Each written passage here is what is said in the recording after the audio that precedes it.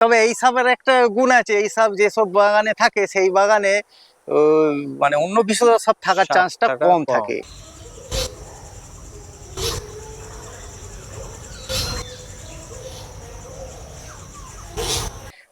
False নেস্টটা কারণ করে আমার মনে হয় শত্রুপক্ষকে ধোঁকা দেওয়ার জন্য।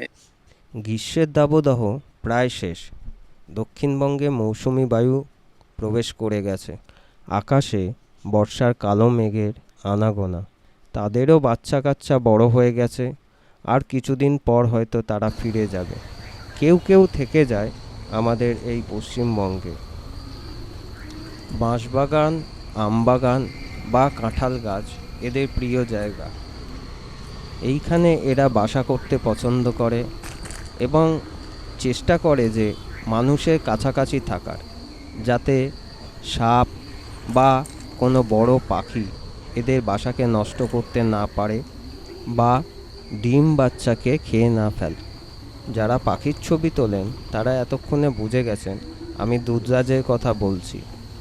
এই দুধরাজ দেখার জন্যই আমি আজ বেরিয়ে পড়েছি। লক্ষ্য মদনপুর যাওয়া, শুভ্রদার কাছে। যারা অনেক দিন যাবৎ ফটো তোলেন তারা একটু স্মৃতিচারণ করে দেখবেন। কলকাতার রবীন্দ্র সরোবরে 2017 সালে এই দুধরাজকে দেখা গেছিল এবং কলকাতার এক জনৈক সংবাদ পত্রিকায় তার ছবি প্রকাশিত হয়েছিল। সেই ছবি দেখেই আমি প্রথমবার দুধরাজকে দেখতে রবীন্দ্র সরোবরে গেছিলাম। সেদিন প্রচুর ফটোগ্রাফার এসছিল।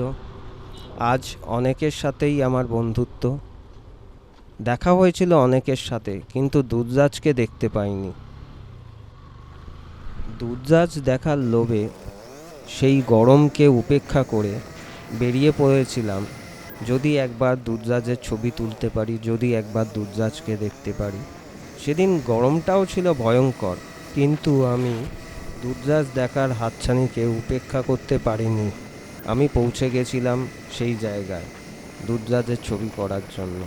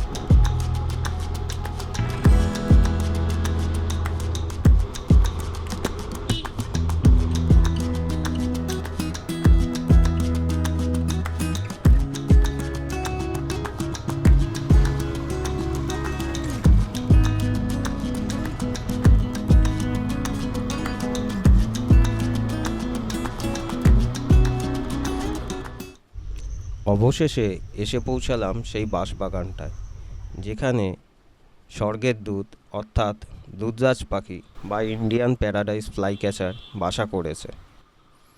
আমি এতদিন জানতাম এরা মানুষ দেখলে ভয় পায়, পালিয়ে যায়, কিন্তু এ তো পুরো উল্টো।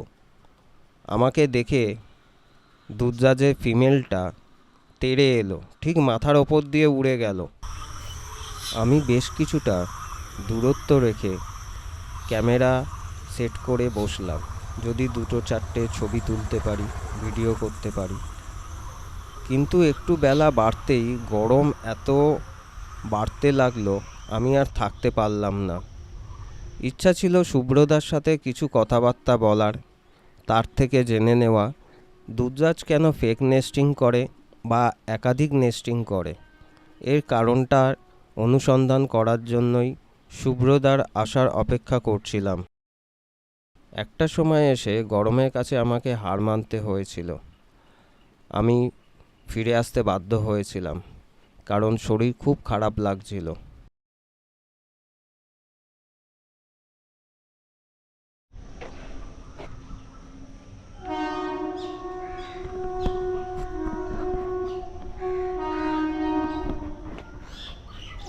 সেই ভয়ঙ্কর গরমে আমি আরও একটা দিন বেরিয়েছিলাম ওই একই কারণটা জানার জন্য। আমি সেদিনকে গেছিলাম সোমরা বাজার। সোমরা বাজার স্টেশন থেকে সেটা 8.5 কিলোমিটার দূরত্বে। আমাদের খুব পরিচিত একজন ফটোগ্রাফার দাদা রয়েছে তার বাড়ির কাছে। আপনারা অনেকেই হয়তো তাকে চেনেন। সে অনেক দিন ধরে ছবি তুলছে এবং তার ওই জায়গায় প্রচুর প্যারাডাইস নেস্টিং করে, কারণ আমবাগান বাঁশবাগান প্রচুর রয়েছে। অনেক দিন আগে দাদার ফেক নেস্টিং নিয়ে একখানা পোস্ট দেখেছিলাম। আমি ভাবলাম যে দাদার সাথে কথা বললে হয়তো আমি জানতে পারবো যে প্যারাডাইস ফ্লাই ক্যাচার বা দুধরাজ কেন ফেক নেস্টিং করে বা একাধিক বাসা বানায়। একটা বাগানে প্রবেশ করার পর দাদা আমাকে দেখালো কতগুলো বাসা রয়েছে, কিন্তু সেই বাসাগুলোয় একটাতেও পাখি নেই বা ডিম নেই বা বাচ্চা নেই। আসলে সেগুলো ফেক নেস্টিং। সেই জন্যই ওই বাগানে দেখতে পেলাম এতগুলো বাসা। প্যারাডাইস খুঁজতে খুঁজতে আজকে চলে এসেছি সোমরা বাজারে। আমাদের এক দাদা থাকে, আমাদের কমিউনিটির এক দাদা থাকে, সমরেশ দা, তার সাথে তার বাগানে একটা নেস্টিং পাওয়া গেছে, সেটায় বাচ্চা রয়েছে। নেস্টিং এখানে প্রচুর রয়েছে, এত নেস্টিং আমি আগে অন্য কোনো জায়গায় দেখিনি যে এত প্যারাডাইসে এত নেস্টিং করে। যে এই জায়গাটা এত সুন্দর জায়গা। দূরে একখানা নেস্টিংয়ের মধ্যে একটাই বাচ্চা আছে, কালকে শুনেছিলাম উড়ে গেছে। আর আজকে সমরেশদার থেকে শুনবো প্যারাডাইসে ফেক নেস্টিংয়ের ব্যাপারে। ভিডিওটা দেখতে থাকুন। আর আপনারা যদি কেউ জানেন প্যারাডাইস বা মোনার্ক যে ফেক নেস্টিং করে তার কারণ কি, তাহলে অবশ্যই কমেন্ট করে জানান।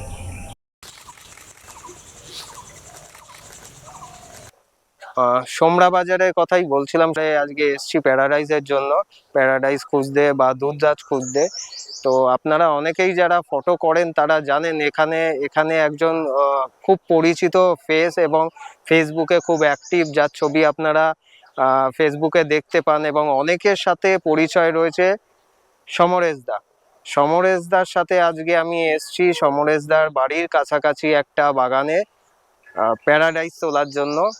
তো যেতে যেতে প্যারাডাইসের অনেকগুলো নেস্ট সমরেশদা দেখালো, বাচ্চাও দেখলাম, একটা নেস্টে একটা বাচ্চা রয়েছে। তো এবার যে প্রশ্নটা ওঠে প্যারাডাইস নিয়ে, প্যারাডাইসে এত নেস্ট দেখলাম, সব নেস্টে যদি বাচ্চা হয় তাহলে তো প্যারাডাইস ফ্লাই ক্যাচারের সংখ্যা প্রচুর বেড়ে যাবে। সেটা কি আদৌ হয় নাকি এগুলো ফলস নেস্টের ব্যাপার প্যারাডাইস এবং মোনার্কের মধ্যে আছে? আজকে সমরেশদা নিজের মুখ থেকে শুনবো, সে এখানে যেহেতু থাকে এবং অনেকগুলো নেস্ট দেখেছে। তো সমরেশদার থেকে শুনবো এগুলোতে সবকটাই কি সাকসেসফুল হয় কিনা। সমরেশদা বলো যে হ্যালো, সকলে ভালো আছো তো? এই ভ্যাপসা গরমে ভাই এসেছে আমার লোকালে। আমাদের বাড়িটা হচ্ছে বলাগড় ব্লকের শেষ সীমানায়। এখান থেকে 3 কিলোমিটার গেলেই হচ্ছে পূর্ব বর্ধমান পড়ে যায়। আমাদের এই জায়গায় লোকালে বাঁশ গাছের আধিক্য অনেকটাই বেশি। বাঁশ গাছের সাথে সাথে সেগুন গাছ অনেক আছে, এটা বংশ পরম্পরাতেই এই গাছগুলো আছে। তা এই গাছগুলো আমবাগানও অনেক আছে। এখানে আগাগোড়ায় গত 5 বছর ধরে এই ফ্লাই ক্যাচারকে নিয়ে একটুখানি ছবি তোলার সাথে সাথে পর্যবেক্ষণও করা হয়েছে। প্রতি বছরে না, এবছরও ফেক নেস্ট অনেক করেছে। গত 3 বছর ধরেই দেখছি। এবছরে ফেক নেস্ট দেখেছি দুর্মসে করে 2টো, ক্ষেতপুরে 3টে, বাসুকিতে 2টো, তা মোটামুটি 7। 7খানা ফেক নেস্ট করে। এই নেস্টগুলো পার্টিকুলার পরিপূর্ণ কোনোটা করে, কোনোটা মাঝামাঝি অবস্থায় করে। এই নেস্টগুলো সাধারণত এপ্রিল থেকে শুরু হয়, মেয়ের মাঝামাঝি পর্যন্ত করে। আমাদের এখানে ফ্লাই ক্যাচাররা লোকালের নেস্টিংটা দেরিতে হয়। কী জন্য দেরিতে হয় সেটা আমার সেই বিষয়ে কোনো বিশদ ব্যাখ্যাও আমি দিতে পারবো না। হয়তো অত্যাধিক সংখ্যায় আছে, হয়তো পর্যবেক্ষণ করলে বোঝা যাবে, হয়তো ওরা মানে ফিমেল চুজ যাকে বলে সঙ্গী চুজ করতে বা সঙ্গী নির্বাচন করতে দেরি হয়। আমি 2022 সালে জুন মাসের 22 তারিখে দুধরাজের সাকসেসফুল নেস্ট দেখেছি। আমি পুরনো ছবি দেখতে দেখতে ডেটটা মনে পড়লো সেদিনকে। আজকে পর্যন্ত আমি দুধরাজের নেস্ট দেখতে পাইনি, মানে নেস্ট করছে এরম অবস্থায় দেখা যাচ্ছে। এখনও পর্যন্ত সাকসেসফুল নেস্ট আমাদের এখানে এখনও একটাই হয়েছে, সেটা হচ্ছে দুটো হয়েছে। একটা রুফোসের, আর দুটোই রুফোস, তারা 3টে করে বাচ্চা দিয়েছে, মোটামুটি সাকসেসফুল। মোনার্কের দেখলাম বাচ্চা হয়েছে, বাচ্চা নেস্টিং নয়, নেস্টিং থেকে বেরিয়ে গিয়ে ছোট্ট একটা আম গাছে আছে, ছবিও হয়েছে। আর হচ্ছে দুধরাজ এখানে মোটামুটি আমার লোকালে 3খানা পূর্ণাঙ্গ দুধরাজ দেখেছি। আর একটা এবছরে অস্বাভাবিক দেখলাম, একটা দুধরাজ দেখেছি যেটা আমি ছবি ভালো করতে পারিনি, পরিষ্কার পরিচ্ছন্ন ছবি হয়নি। যে দুধরাজটা ল্যাজ নেই, মানে শেষ মুহূর্তে লেজের শেষ যে দুটো পালক থাকে সেই পালক দুটো নেই। এই দুধরাজটা এতটাই দুর্ভাগ্যকর, এই ছোট ল্যাজগুলো দুধরাজটা তার ফিমেল নিয়ে নেস্ট করেছিল, খুব একটা ভালো জায়গায় নেস্ট করেছিল আমবাগানে, ছোট্ট আম গাছ, মানে এতটাই নিচু যেটা আমার মাথাতে থেকে যাচ্ছে। যাওয়ার সময় কি দেখা যাবে? হ্যাঁ, এটা যাওয়ার সময় দেখা যাবে। আচ্ছা, সেই নেস্টটার ডিমগুলো নষ্ট হয়ে গেছে। এই ডিমগুলো নষ্ট কিন্তু কালবৈশাখীর জন্য হয়নি। এই নেস্টটা কেননা কালবৈশাখীর জন্য ঝড় জল হলে নেস্টের নিচে ভাঙা পড়ে থাকতো, সেইটা নেস্টটা পরিপূর্ণ ঠিকঠাক আছে, কিন্তু ডিম নেই। এই ডিম নেই কেন, আমার মনে হয় আমার যত সম্ভব কোনো কুবো বা সিগড়া যাই হোক কিছু একটা, বা হয়তো ঢ্যাঁড়স সাপ যা হোক কিছু একটা ক্ষতি করেছে এবছরে। এটা খুব একটা দুর্ভাগ্যক্রম ঘটনা। যাই হোক, ছোট ল্যাশ সাদাটা যদি আবার পুনরায় নেস্ট করে, জানি না নেস্ট করবে কিনা তার ফিমেল আবার পুনরায়, যদি করে তো খুব ভালো হয়। এই বিষয়ে আর কিছু বলার বলতে, হ্যাঁ, আর একটা গত বছর দেখেছি লাল থেকে সাদা রূপান্তরিত হচ্ছে যে রূপটা, হ্যাঁ বছরও একটা দেখেছি। আচ্ছা, কথা হচ্ছে যে কোনো রূপান্তরিত হয় সেগুলো কিন্তু মধ্য বয়স থেকে রূপান্তরিত হয়, মানে শেষ মুহূর্তে রূপান্তরিত হয় না। মানে যে কোনো লাল বা একদম পরিপূর্ণ ল্যাজ আছে সেগুলো আমি রূপান্তরিত হতে দেখিনি। যে সব রূপান্তরিত যে কোনো মধ্য বয়স ল্যাজটা সামান্য বড় অবস্থাতেই তার গায়ে ল্যাজে সাদা ভাব চলে আসে, যেটা তোমার একটা ছবিতে দেখেছি। হ্যাঁ।